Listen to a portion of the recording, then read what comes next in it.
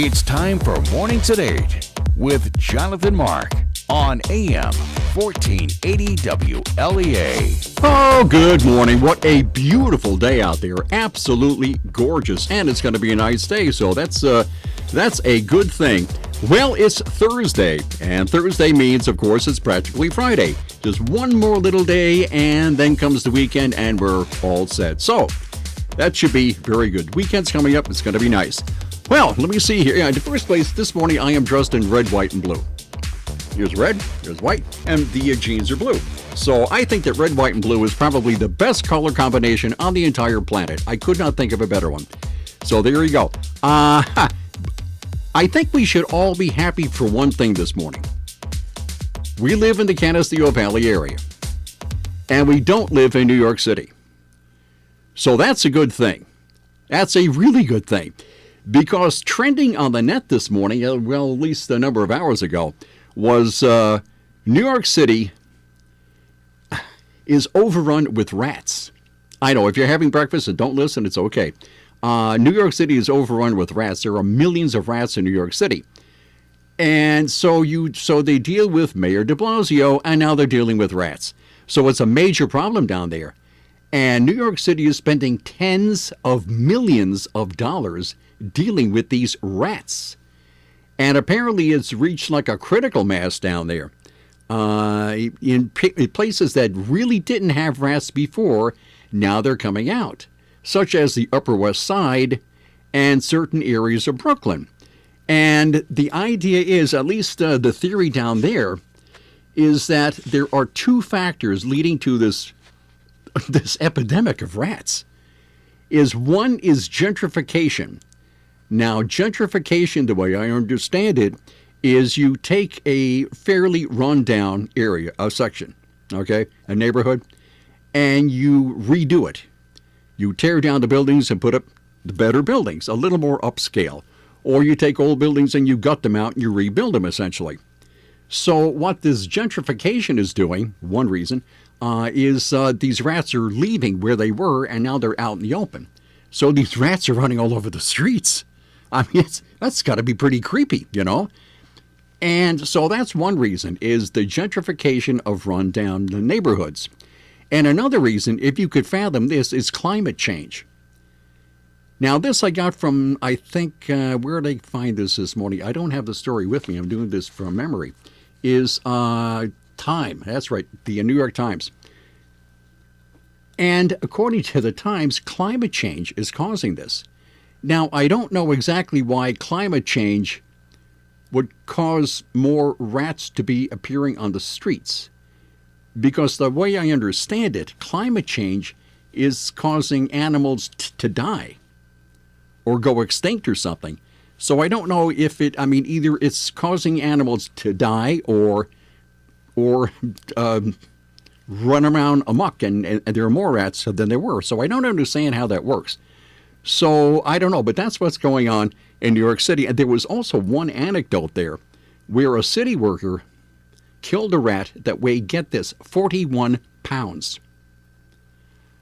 A 41-pound rat. I didn't see a photograph of it, but a 41-pound rat has got to be a pretty big rat. So I don't know, but as I said, now we have our problems here in this area, but rats is not one of them, okay? So I think we should be very glad that we live here and not down there. So they can have New York City, and there you go. And speaking of climate change, oh, this is rich. I mean, this is really rich. AOC, Alexandria Ocasio-Cortez, or as I affectionately call her, an ordinary chowderhead. Remember, she was going on and on and on about, we have 12 years left, we're all going to die in 12 years because the climate's so bad. Well, it turns out that she was only joking. This is from Fox News. And the headline is, AOC says only a sea sponge would believe her 12 years doomsday remark. But most Dems bought it. A sea sponge. On behalf of SpongeBob, I kind of resent that, okay?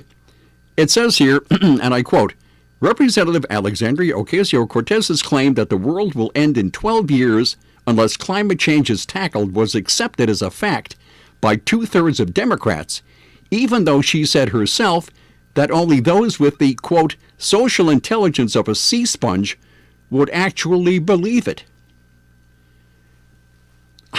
The New York Democrat, now she said this a number of times, the New York Democrat drew mockery from Republicans and probably anybody with a half a brain after she made the doomsday warning in a bid to convince people that radical action against climate change is needed. If you recall, AOC called climate change our World War II, when she probably meant World War III. But who knows? Anyway, so she was warning the world is going to end in 12 years, and she said it over and over again. And that was part of the marketing thing of this new Green Deal or Green New Deal or something, $91 or $92 trillion in 10 years. And she says, quote, millennials and people, Gen Z and all those folks that will be coming after us are looking up and we're like, the world is going to end in 12 years if we don't address climate change. And your biggest issue is how are we going to pay for it? Ocasio-Cortez said. A few months later, she repeated the claim again and then again. And earlier this month, however, she backtracked on the gloomy forecast and instead blamed the Republican Party for taking her humor and sarcasm literally. She said this is a technique of the GOP to take dry humor and sarcasm literally and fact-check it, she wrote. But it appears that more than 2/3 of surveyed Democrats took her literally. A Rasmussen poll conducted earlier this week found 67% of Democrats believing that the U.S. has only 12 years to avert the disastrous and irreparable damage to the country and the world stemming from climate change. Out of all total likely voters, 48% of respondents believe the apocalyptic claim. So old AOC has emerged as a key Democrat voice on how to tackle climate change, proposing the Green New Deal that seeks to radically organize the economy and to ensure climate change is tackled.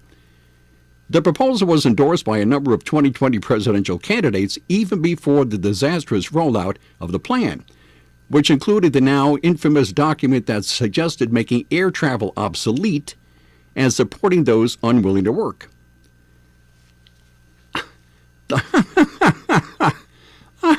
That's hilarious. Senate Democrats in March failed to reach the 60 votes necessary to begin debate on the Green New Deal, with 42 Democrats and Senator Bernie Sanders of Vermont voting present. So first she makes a big deal of it a number of times, and then she says only a sea sponge would actually believe it.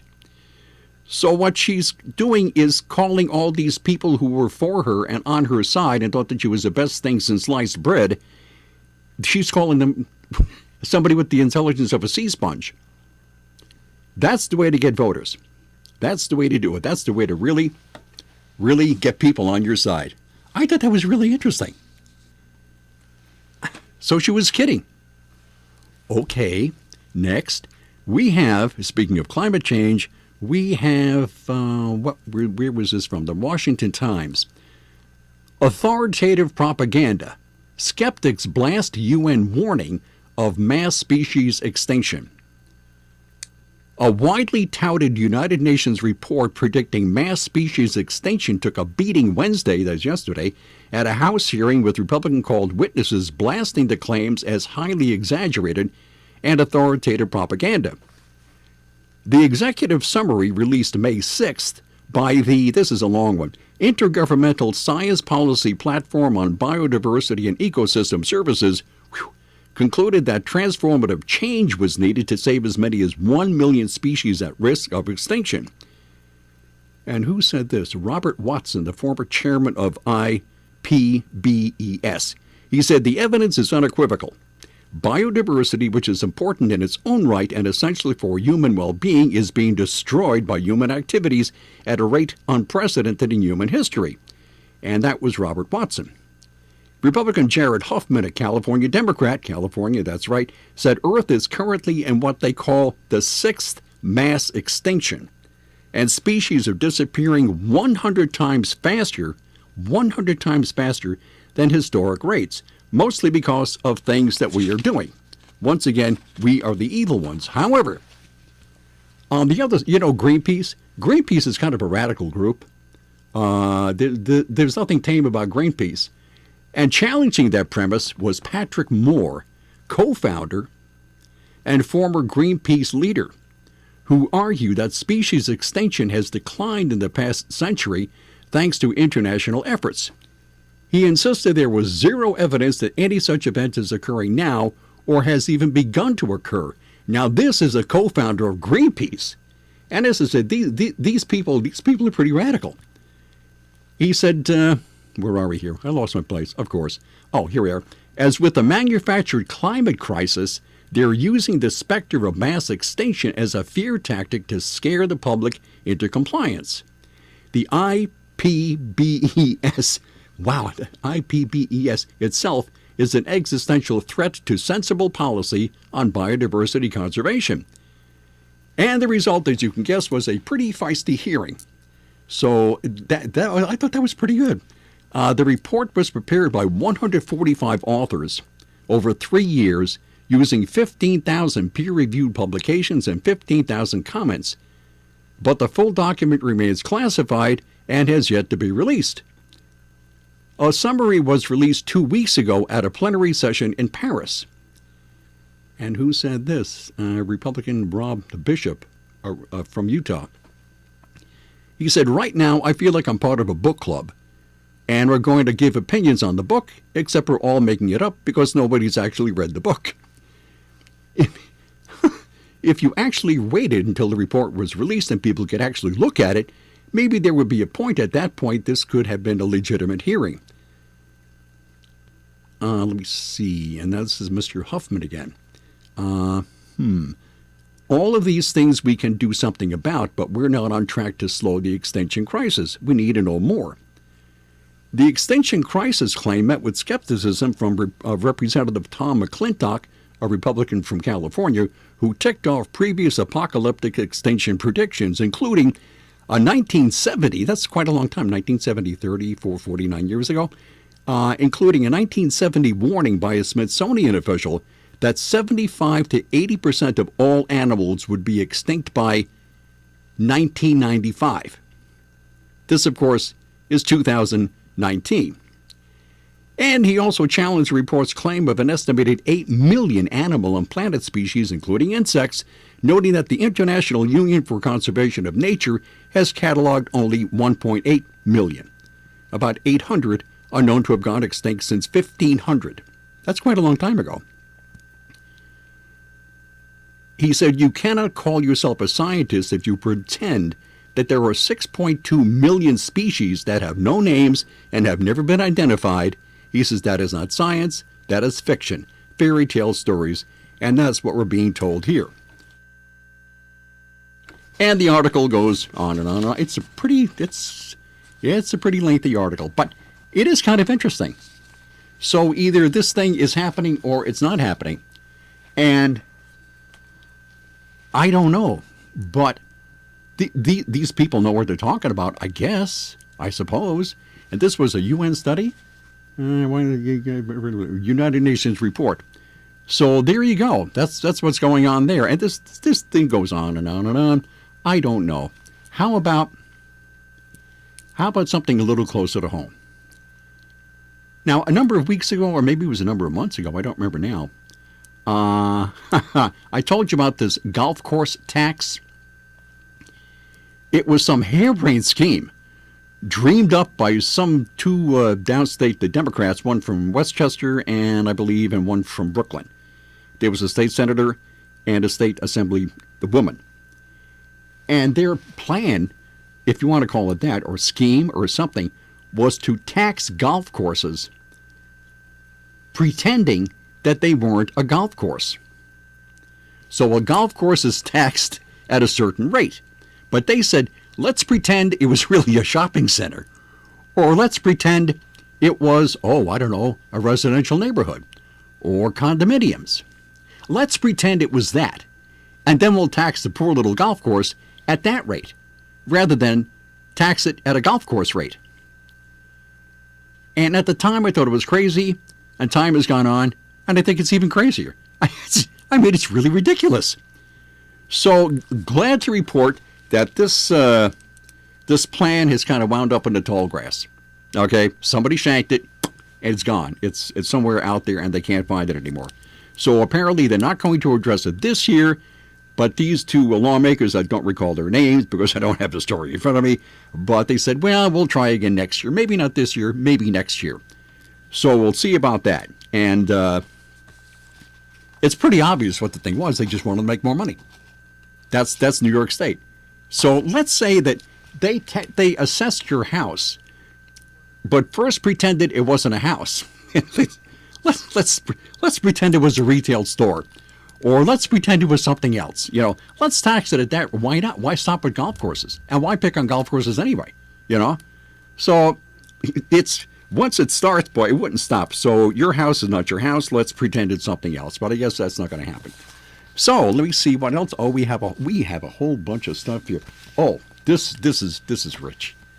There's a guy. Where is it? Where is he? This is from WRGB. It's a TV station in Montgomery County, in Amsterdam. A post on the Montgomery County Sheriff's Office Facebook page is offering a little advice to motorists in New York State. You can't make your own inspection sticker. Make a note of that. You have to get an official inspection sticker. This guy, what was his name? 35-year-old Manuel Munoz of Amsterdam made an inspection sticker. He got construction paper. He took construction paper and cut out a little rectangle, and then he hand wrote, looks like a ballpoint. No, it wasn't a ball. It was It's almost like a ballpoint pen, only the letters are a little fatter. So he draws. Let me show Brian. He draws an inspection sticker. You see, it looks like a 3-year-old did it. So he draws an inspection sticker and draws these little boxes about when it expires, and he says New York State Safety Emission Inspection Certificate, and he scratches out a letter and then he writes over it, and then he took a hole punch and he punched in January on this pretend thing, and then he took duct tape or something and put it on his windshield. And he finally got stopped, about time, and so they have given him a ticket for driving an unregistered vehicle and being an idiot, I guess. But so an interesting question arises. This thing looks so, as I said, like a 3-year-old did it, or a 6-year-old. How did he make it this long, this far? Because he punched out January. So, January, February, March, April, May. He made it 5 months with this dumb-looking inspection sticker on his car. Apologies, by the way, to our 3-year-old listeners. I know. Yeah, right. I shouldn't have said that. That's pretty big in our demographic. I think you're right. Probably. Okay, fine. That's fine. I'm only kidding, kids. It wasn't you. This is a very bad man, a very dumb man. So there we are. They're big on news talk, Jonathan. That's right. It's one of those pre-nursery school things. That's right. They're heavily into Rush Limbaugh. I know they are. I'm sure they are. Okay, fine. So there we are. So don't try to make your own inspection sticker, or if you do a slightly better job than Mr. Munoz. I guess. Oh, break. We'll be back. New to golf or seasoned veteran, you'll enjoy the casual, relaxed atmosphere of Vander View Golf Course. 2 miles from downtown Alfred on Waterwells Road, Vander View is a 9-hole executive-length golf course with a driving range on one side of the road and the course on the other. Family-friendly and fun recreation for everyone. Greens fees are one price for unlimited play, $9.50. High school students, only $5. Children 12 and under with an adult, no charge. You can play up to 18 holes or 9 holes with a cart and get the second 9 holes at no additional charge. Ladies and senior golfers who don't hit the long ball, Vander View's got the executive length that's just right for your game. And new this year, a season pass for only $100. That's a lot of golfing fun for a very little bit of money. Vander View Golf Course, 2 miles from downtown Alfred on Waterwells Road. Vander View Golf Course. From the Fox Sports Studios in Los Angeles, here's Eddie Garcia. News from college basketball, where the University of Michigan filled its head coaching vacancy with a familiar name, hiring Juwan Howard, a member of their famed Fab Five. Now, Howard has no head coaching experience or college coaching experience. He did play 19 years in the NBA, won a couple of NBA titles with the Heat, and was most recently an assistant coach with Miami. Howard gets a 5-year deal from his alma mater worth $10 million. In baseball games of note, the Cubs beat the Phillies 8-4 in a battle of division leaders. Albert Almora Jr. hit a grand slam homer, and Anthony Rizzo added a 3-run shot for Chicago. Yankees over the Orioles 7-5, and New York leads the AL East by 2 games on Tampa Bay. Gleyber Torres hit a pair of home runs for New York. He's got 12 in the season, 10 have come against Baltimore. The Rays keep pace with the Yankees with a 8-1 win over the NL West leading Dodgers. The White Sox turn a triple play in a 9-4 win over the AL West leading Astros, and the AL Central leading Twins were rained out against the Angels. It's the second rain out in Anaheim since 1995. The Ryan Agencies, your local, independent insurance agencies. The Ryan Agency is not beholden to any one insurance company. They work with many companies, offering unbiased insurance advice. Their interest is seeking your best interest. Contact the Ryan Agencies. Good people offering unbiased advice, seeking your best interest. Insurance protection you can rely on. The Ryan Agency. Today at Simmons Rockwell Nissan in Horseheads and Hornell, drive away in a new Nissan Rogue lease for only $219 a month. A new 2019 all-wheel drive Nissan Rogue SV model with 17-inch alloys, heated power seat, and remote start. Lease for $219 a month for 36 months. Only $2,500 cash or trade. Tax and DMV fees are due at signing. Shop Simmons-Rockwell.com. And we are back. Now, I have this from USA Today. A North Carolina city is suing an RV retailer over its gigantic American flag. They still won't take it down. It says here, a North Carolina city has filed a lawsuit against a business for allegedly violating a city ordinance by flying an American flag that is significantly larger than what the city allows. But the business isn't backing down. Even a court order won't compel Marcus Lemonis, chairman and CEO of Camping World, to remove the massive flag. And I mean massive. I have a photograph of it here and a picture here. That thing is big. So Lemonis is the guy, the CEO behind the TV show The Prophet on CNBC. I've never seen it. I've never heard of it. But anyway, there it is. He says, the flag isn't coming down. It's the only thing I know for certain. He said, I know I'm going to die. I know I'm going to pay taxes, and I know I'm not taking the flag down. So the city, what's the city? Statesville, North Carolina. It's arguing with this guy. It says he has a permit for 1,000 square foot flag, which would be within the city's limits, the city's flag size limits. His is 3,200 square feet. Now, it's a rectangle, of course, but if you did the square root on 3,200, it would be square feet. It would be approximately a tad more than 56 feet if it was a square, okay? Only this is flag shaped, right? So 3,200 square foot flag, and it's huge. I mean, this thing is big. Wow. Have you ever been of course you've been to Rochester. You're driving up 390, and on the right-hand side, where is it, in Avon or something? I'm not quite sure where it is, but there's a car dealership, and that flag is big. I mean, it's big. And you go, I kind of like that. Every time I see that flag, I say, yeah, that's okay with me. As I said, red, white, and blue. I think that's what prompted me to wear red, white, and blue this morning. Anyway, so he says he's not taking the flag down, and that's it. So far, he faces $10,000 in fines, and he says he's still not going to do it, and he's not going to take it down. And where is it, on Facebook? More than 180,000 people. 180,000 people had said, you just keep that flag up. I don't know if they're going to help pay the fine. Anyway, so they've signed a petition entitled, Let Camping World and Gander Outdoor Fly the American Flag. Way to go. There have been a lot of stories over the past number of years where people are flying flags and somebody objects to it. And that's not the only one. Oh, this is a little high profile. That's one big flag. So, hey, way to go. I'm all for you. Okay, that seems to be it for this morning's show, and we will see you tomorrow morning. Bye.